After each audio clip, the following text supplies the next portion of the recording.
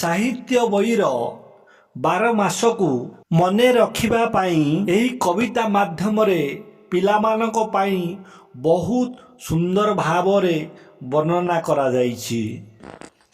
ଗ୍ରୀଷ୍ମେ ବୈଶାଖ ଜ୍ୟେଷ୍ଠ ମାସ ପ୍ରଚଣ୍ଡ ରଦ ପରକାଶ, ବର୍ଷାରେ ଆଷାଢ଼ ଶ୍ରାବଣ ମେଘ ବରଷେ ଘନ ଘନ, ଭାଦ୍ର ଆଶ୍ୱିନ ଶରତରେ ନିର୍ମଳ ଶୋଭା ଜଗତରେ, ନିର୍ମଳ ଶୋଭା ଜଗତରେ, ଭାଦ୍ର ଆଶ୍ୱିନ ଶରତରେ। ହିମେ କାର୍ତ୍ତିକ ମାଘଶିର ରାତିରେ ପଡ଼ଇ ଶିଶିର, ଶୀତରେ ପୌଷ ମେଘ ମାସ ଦେହରେ ରଖ ଶୀତ ବାସ, ଫାଲ୍ଗୁନ ଚୈତ୍ର ବସନ୍ତରେ ମୃଦୁମଳୟ ମନହରେ, 12 ମାସର କଥା ଏଇ ଶୁଣେ ବାଳକେ ମନ ଦେଇ, 12 ମାସର କଥା ଏଇ ଶୁଣ ବାଳକେ ମନ ଦେଇ। ଏ ଦୁନିଆରେ ଏମିତି କେହି ନାହିଁ, ସେ ଶ୍ରମିକ, ଚାଷୀ, ବ୍ୟବସାୟୀ ଯିଏ ବି ହେଉନା କାହିଁକି, IAS, OAS, IPS, ନେତା ମନ୍ତ୍ରୀ, ଯାହାଙ୍କର କି ଅତୀତ ଜମା ମନେ ପଡ଼େନି। ଏହି ସବୁର ମୂଳରେ ରହିଛି କାହାର ହାତ? ନା, ଆମ ମାତୃଭାଷା ସାହିତ୍ୟର।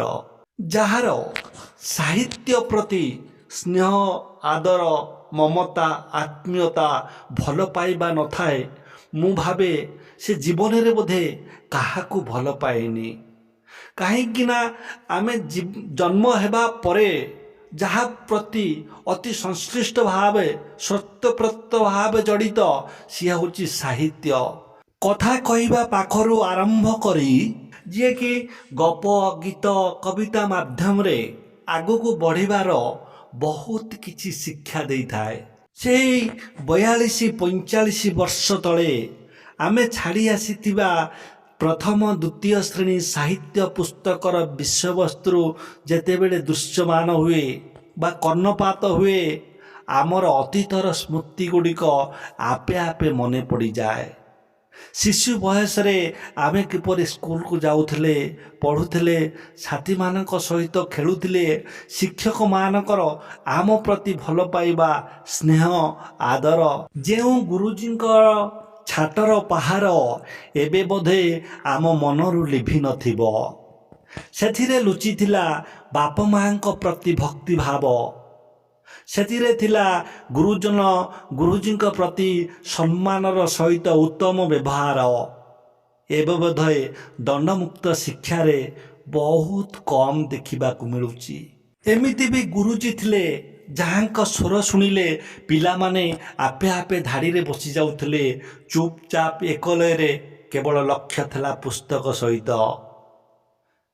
ଯାହାଙ୍କ ମାଡ଼ରୁ ମୁକ୍ତି ପାଇବା ପାଇଁ ଆମେ ବୋଧେ ଖଜୁରୀ ଗଣ୍ଠି ପକାଉଥିଲୁ, କିନ୍ତୁ ଏବେ ପିଲାମାନେ ସାରଙ୍କ କାନ୍ଧରେ, ଗୁରୁଜୀଙ୍କ କାନ୍ଧରେ ହାତ ପକାଉଛନ୍ତି। କିଏ କେଉଁଠି ବସୁଛି ତା ଠିକ୍ ନାହିଁ, କିଏ କ'ଣ କହୁଛି ବି ତା ଜଣାପଡ଼ୁନି। ଏମିତି ଆହୁରି ଅତୀତର ସ୍ମୃତି ଗୁଡ଼ିକ ମନେ ପକାଇବା ପାଇଁ ଶିଶୁ ସାହିତ୍ୟର ଅନେକ ଗୁଡ଼ିଏ ବିଷୟବସ୍ତୁ ଅଛି, ଯାହାକୁ କି ଆମେ ଆଗକୁ ଜାଣିବା।